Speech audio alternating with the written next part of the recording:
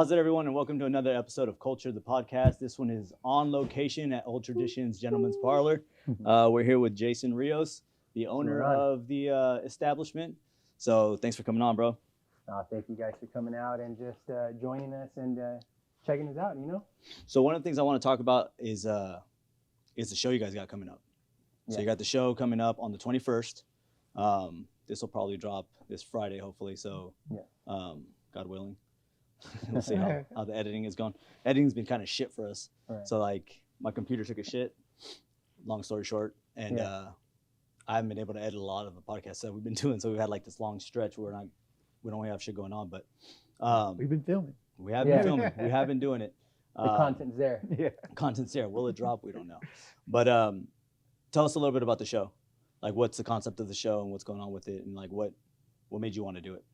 January 21st, 2023, we're going to be hosting what we call Impalas and Micheladas. So it's going to be just a cool night, man. It's just kind of like a customer appreciation, open house, and everyone makes himself comfortable. Hey, thanks for the flush there, Jake. Sick ass dookie. I could not believe how loud your toilet was. It's an industrial toilet. Right? I know, goodness. I've only been in there for 8 minutes. So Impalas and Micheladas, and what is it that you're kind of melting together? Because like it's not just cars and alcohol. No, pretty much what it is. It's a customer appreciation, an open house, just inviting people to come out, bring their cars, bring their toys. A lot of the times, a lot of our clients love to bring their just cars and classic cars, customs, and just post them up outside and have us just film them and take pictures of them. So the whole idea just kind of grew ever since we've been open. We've had our grand opening and we had a car show. We've always been big into the car and bike scene, and which is kind of like custom culture, cars, bikes, tattoos, music, and good haircuts, So that's kind of what it is in a nutshell. And that's still what we're pretty much just projecting out, and in a sense, just passing on down to the next generation. You know what I'm saying? So that's just kind of like the idea of the event, just kind of getting together and having fun. But Impalas and Micheladas just kind of brewed one night with just being here with their clients and stuff like that, and just talking about just going out and having a couple drinks, and we were just kind of doing a head count, who likes micheladas, and we were just kind of counting them like that, and we were just kind of thinking, oh, it'd be cool if we have someone that comes out, just kind of has some nice custom little cups, has some shrimp on top, we got a nice little drink, we could just kind of hang out, check out our cars, enjoy the barbershop and just enjoy each other, gather and enjoy the company. So that's kind of where it grew, and we had the Dukes Impalas contact us and their clients as well, just friends, and we decided to just kind of host something together. So the promo that we did on the podcast YouTube with Jake from Brazil Photos is like, that's one of the guys from Dukes brought his 63 out, and we took some pictures and filmed it and stuff like that. So so it's just more of that stuff, right? Just basically. So is it just Impalas, or is it just going to be like any kind of cars? Yeah, it's a car show, just basically. The name of it, you know what I mean? Just to kind of be able to have a little niche for it and stuff like that. And but no, I mean, it's open to all lowriders, custom culture, custom cars, classic cars, and bikes, custom bikes, baggers, bobbers, whatever you kind of got. You want to come out and just enjoy, be able to just show off in a sense, let other people enjoy, your hard work and your build too. So that's kind of what it's about, bringing it, showcasing it on here, showcasing it here, and just having people enjoy what you built, what you rock, what you ride, what you cruise. Absolutely. So like, you guys basically. So Roman just did his first episode of Roaming Around, dropping sometime in 2023. Maybe. Maybe we'll see. It was it's a rough cut, so we'll see if we make it out. But on there, you talked a lot about like what got you into barbering, what got you into like starting your own business and stuff like that. Right. So like, not to be redundant over what you guys talked about, but I remember you talking to us about what got you into like, because you started off with like with a band, right, doing music, right? Yeah, I mean, originally, when I was a teenager and up until even just my my mid-20s, I am a musician. I played music for a while. I mean, I toured with it. I played with a couple bands. I had a couple of smaller independent labels that just kind of backed me up. So that is originally where I do acquire the skill of like marketing, PR work, and just really managing and just kind of, you know, controlling the ship in a sense. You know what I'm saying? Better You're saying that directing. you kind of turned yourself into the manager, like took initiative because no one else was doing it, and you kind of just like, you're like, no one else is gonna Took fucking the take care of this. reins. Yeah, Yeah, you yeah. took the reins of the band. You're like, Yeah. fuck it, well, I'm gonna just manage it. And then, Yeah, like, well, it's kind of one of those like you have to make yourself valuable, you know, with Right. whatever you do, whether it's your job or your career. So for me, you know, being a musician, I was a bass player, and I always held myself down, you know, with how I played and everything. But I always wanted to just make myself not replaceable, you know, because I'm like, everyone's replaceable. Right. So at that point, you know, I started just kind of doing more of the online booking for us. I started doing more of the promotion for us. I would drive us to the gigs. So I was, you know, pretty important at that point to the band. I became one of the major assets for it. And yeah, you know, that's just kind of where I decided to apply it into barbering. And I was just like, all right, cool. It's going to be the same type of gig. But at this point, I'm doing it solo, you know? So, so I like that challenge. And that's the one thing that really drew me into barbering, and just seeing where I can kind of take myself to, you know, and see what I can do with my own creativity. So, what made you want to do this style of barbershop? Because like, it seems like now it's kind of like a trend where Right. there's a lot of people coming up with like these old time kind Yep. of like old parlor shop, cut, shave, you Absolutely. know, all kinds of things. Was it something that you kind of just, was it something that you planned on right away, or was it more of just kind of like it turned into it because this was like your Evolved style? into it. Yeah. Yeah.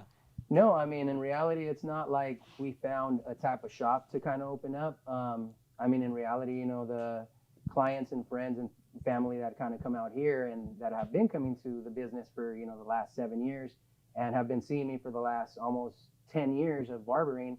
I mean, they know this is what I'm kind of about, you know what I'm saying? So I grew up around the custom culture. All of my older cousins were greasers in the SoCal scene, and you know, grew up around the car shows. I grew up around the bikes. I was just the youngster, you know. We'd go to the world famous Doll Hut in Anaheim, go watch some bands play, rockabilly bands, and I'd go with my cousins. We'd roll up there with custom cars all chopped up. They'd have flamethrowers and everything. And me being a minor, you know, my cousins would be like, hey, here's a 12-pack. The cars are right there. Make sure no one fucks with them. We're gonna enjoy the show. And it'd be like me and 3 of my best friends from like high school. And we'd be like, that's cool. Enjoy yourselves. And we'd be just hanging out. And so we've always been around that vibe, you know, especially myself. I mean, playing music, you know, I grew up with punk rock music. Then from punk rock music, it evolved to a little bit of rockabilly. From rockabilly, of course, you know, punk and rockabilly that breeds psychobilly. So that's kind of more of the style of music that I was actually playing. So with that being said, like I said, it's a mixture of punk rock and rockabilly. And that's kind of where I think our roots kind of grow. You know what I'm saying? Yeah. From that scene. So it's like you. So go ahead. Yeah, you're in a unique spot here in Los Al. Like you Yes. got Hawaiian Gardens, Artesia, Yeah. and then you got Cypress and Rossmore, you Right. East Long Beach over here. So you got a cool little area Demographic. to branch out to. So Very do centrally you located. get all those people, like, because they're all different types of people. So I can imagine you get just a plethora of just different kinds of personalities coming in here. Oh yeah, I mean, without a doubt, you know, we don't only cater obviously to, you know, bikers and obviously the car culture, but we're a well-rounded just family shop. You know what I'm saying? So a lot of the kids, you know, there's a hot rod outside, the kids will see it and they just go crazy, you know, Yeah. especially at this day and age. Obviously you still see them, but it's not on an everyday basis, you know? So to come out, you know, let's say to right here, like a neighborhood barbershop, how we are, and just be able to enjoy, you know, like our neighbors and just pick up some food from them and be able to see something cool out there and be able to like be part of it, come inside and get your haircut. Like, that's kind of where I believe people want to belong. You know what I'm saying? Yeah. People want to be part of something. So ultimately, it creates, you know, barbershops always go back to that social club. So it just comes down to a social club, an area where you feel comfortable to be able to talk, discuss, you know, your own things, obviously without discussing, you know, how we say politics and certain things like that, that we're just kind of like, nah, it's irrelevant here. You know what I'm saying? Yeah. But you want to shoot the shit, you want to talk some shit, you want to just kind of like shoot the vibe, then that's, you know what I'm saying? This is kind of like the place for it. So That's the thing. It's like barbershops have always had like that therapeutic kind of, you know, it's like an unfilmed podcast.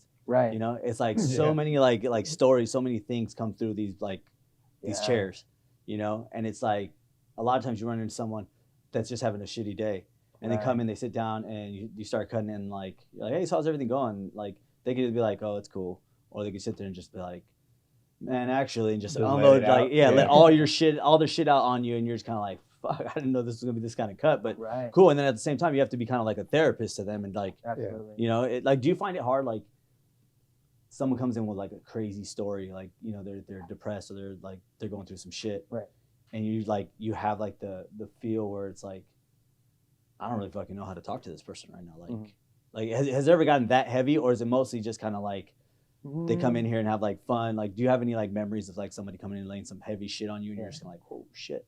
Yeah, I mean, definitely, without a doubt. You know what I'm saying? Each individual kind of carries their own burdens and stuff like that. Certain individuals, you know, are a little bit more lively and stuff like that. But without a doubt, you know, at the end of the day, I have met some individuals who are definitely going through certain situations. And, you know, the whole thing is, well, first of all, you know, haircut is cheaper than therapy. So, 100%, you know what I'm saying? So you can always count on us to just be able to talk to us. You know what I'm saying? We're here. And just how we hear a lot of our clients out and our friends, it helps us out with therapy too. You know what I'm saying? Because we're humans as well. So it's just a natural interaction, you know? So as I say, especially with this day and age, you know, everything's so quick with our phones, and we want everything to be available now, you know what I mean? But barbering's one of the few things that I believe personally that's gonna, you know, just maintain human relationships, and you know what I'm saying? Because ultimately, like, you can't get it over the internet, you can't order it, you gotta come in personally, you gotta sit down, you gotta be patient. So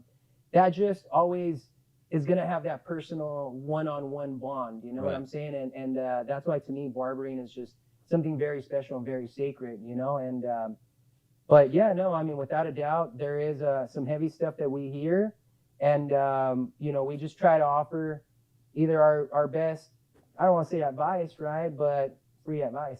Free advice. But, shitty or good, it's like, you know what I'm saying? You You're take getting that social. they're coming in. interactions. They're coming in a couple weeks and be like, hey, your advice sucked. Exactly. And you're like, you know, I tried it out. Hey, cool. I'll let the next guy know not to do that shit. You know what I mean? But like, yeah, in a way, it's like, kind of like a trial and error. Or you may have helped somebody else. Exactly. You know what I'm saying? It's like, fucking try it. I mean, this is my point of view. This is my perspective on it. Like, fucking try it, dude. Like we were talking to Roman. I was talking to Roman earlier, and I was telling him how like therapeutic just doing the podcast is. Right. A lot of times, just coming and having somebody, like, you may be having a shitty week, and they might be having a great week. Right. And then like you guys kind of like equalize each other when you guys are talking about shit. Right. Because you're like, oh shit, dude. Like, I didn't even realize like you're kind of in a fucking mood right now. I didn't like know what was going, like, what's like, you good? And then like you talk about like different shit that's like bothering you, and then once you get it out, you're like you're no longer fucking sitting there like dwelling on the shit, right? Absolutely. You know, and it makes a world of difference just doing that. Yeah. You know, so like there was times where we'd go stretches without doing the podcast. Yeah. And I could almost feel myself kind of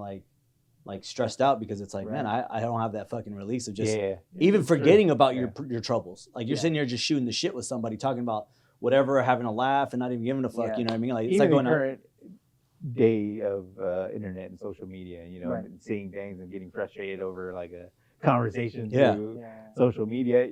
If you respond to that, it's not the same release, you know. You need to like talk it out with somebody. And this dude and he and I, we have that connection where we just talk and just release.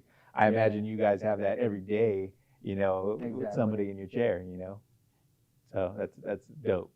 Yeah, I mean, without a doubt, you know, I mean, just the conversations and experiences that we hear. I mean, I'll be completely honest, you know, a lot of the times, like, I've heard so many stories that I feel like I've lived them, you know. Sometimes I'll be giving somebody else advice, and I'm like, check it out, man, like this and this, and I'm like, I personally haven't walked it, but I've heard it enough, you know what I'm saying, to where I kind of can give you're that playing with fire, or just stick with it. If I was there, this is kind of my approach, you know. So that's the least that we can just kind of offer, you know. I'll be a little quick story, but for a while I was kind of you know, I had the shop. I was pretty much, when I was here, it was just kind of catering to all of our clientele, you know, customers always right type deal. And then I was working at a barber institute, And that was cool because it was kind of really helping the growing, hungry barber. And the third little gig that I had in a melting pot that I loved was I used to go and just kind of do haircuts at a recovery home, a sober living spot and stuff like that. And just as support, I've never gone through anything myself. I haven't been through recovery myself, but just as support, I've had friends who have been through situations, and that's the thing about barbering, you know what I mean? To be a support source in a sense and stuff like that, and it's crucial. So I've had a lot of people sit in my chair when I was out there, especially at the recovery home, and just ask me, the reason like why I do it. And I tell people, I'm like, just, I've had friends whom I've lost and stuff like that through things like that, and I just wish someone could have heard them out. You know what I'm saying? So I tell people, I might not know you don't know me, but sometimes you don't need to know someone, you know what I'm saying? Like, if you just need someone to hear you out or something like that, or, you know what I'm saying? Like, just let me know. Just call me, and I always share my number with people, my business card and stuff that. And, just try to be a supportive source. Yeah.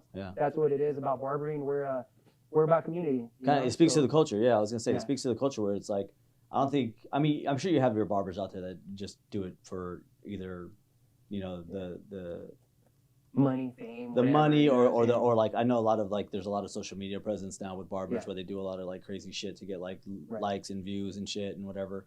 But I think that's something that's unique about your barbershop specifically, is that it's kind of like the old feel, like you said, like it's an old time. You got to come in, you got to have these conversations, you got to have, you don't have to have the conversations, but you have to be here present to get the haircut. And then whatever happens in there, it's like, it's social hour. Or it's a social time for you, and it's like you could joke around, you could be serious, you could joke, you could get depressed, you could get sad, you could do whatever, you know what I mean? It's like you're there. I mean, the hair's got to get cut, so you're not gonna walk out halfway through the fucking haircut, you know what I mean? Because then it's just like, now you're fucked for the rest of the week. So it's like just shit like that where, again, in the day and age that we're at, there's people are getting so disconnected with social media and stuff like that, which is kind of funny. Like we always talk about it, where it's like social media was meant to connect people. Like here we can connect with anybody all like throughout the world. Absolutely. But we're more disconnected with the people in like our own household. It's so true. Because of it. So it's like a double-edged sword. It is. So like things like this, like that's why we kind of wanted to highlight your shop, is because it shows like what we come from, like it's a real basic kind of like culture where it's like a simple time, like when things were just kind of like, we don't have to fucking stress ourselves out about shit that really doesn't pertain to us. A lot of the information we get doesn't really fucking affect us on a day-to-day basis. If it's like that shit's going on over there, like outside of the mind normally, but now because it's on your feed or it's be on your whatever, like you get so like amped up about it, you get so like you have an opinion about it all of a sudden, where before you didn't even know it fucking existed. It's so true. So it's kind of like dope to have it, and then to have it like come back to like a specific time in the culture, and like we'll have to reset the shutters right now, but I want to talk about that on the next one, is how that culture like shapes like the entire industry in a way. Well, really quick, just to kind of tap in on that.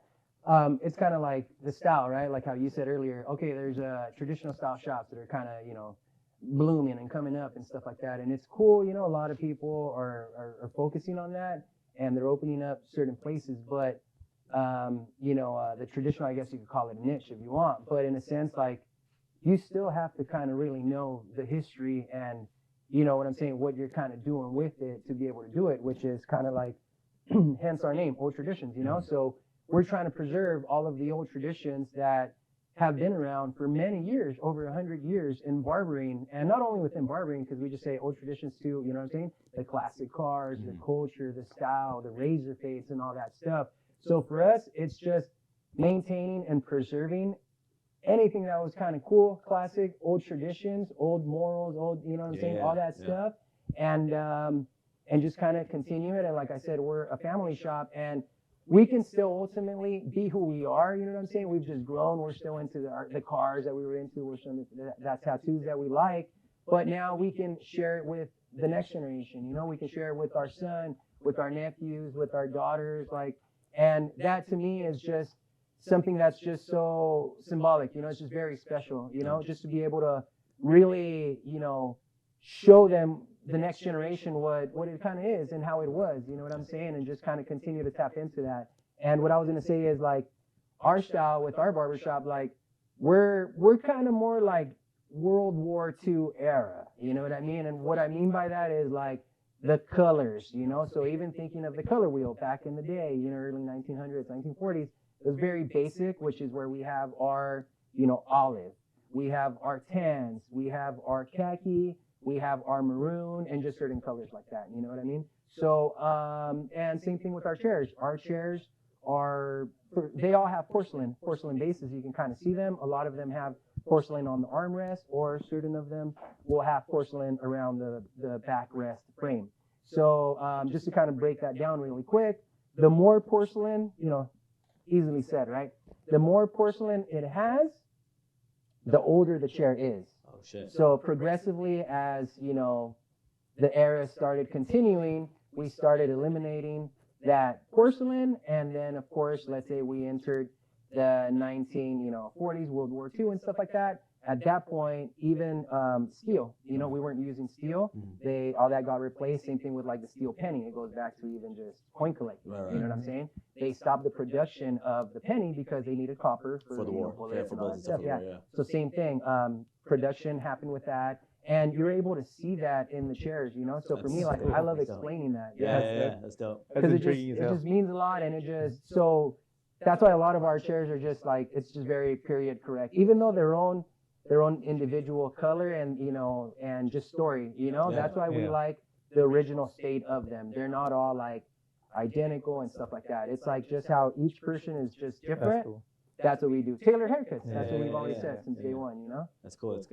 Each one has their own kind of like definitely story or like flavor to it. You know what I mean? Exactly. It's dope. That's dope. I didn't know that. That's pretty cool about the chairs. And that's the thing. It's like a lot of people. Well, another reason we wanted to like kind of like sit you down and talk is like people may come into this barbershop on a daily basis or like a weekly basis, right, and like know you but not know your story. Not know like what this all means, like how personal it all is to you. Right. You know what I mean? Like when we talked, I remember you telling us like everything in here is like me. Yeah. This is like if you were to like split me open and shit were to fall out, it'd be all this. Like this explains me, you know, and every little thing here has its own little tie to who you are and what and what makes you you. You know, and that's pretty dope. We're gonna reset the shutters real quick before we run out of time because we got a lot to talk about. So this is dope. And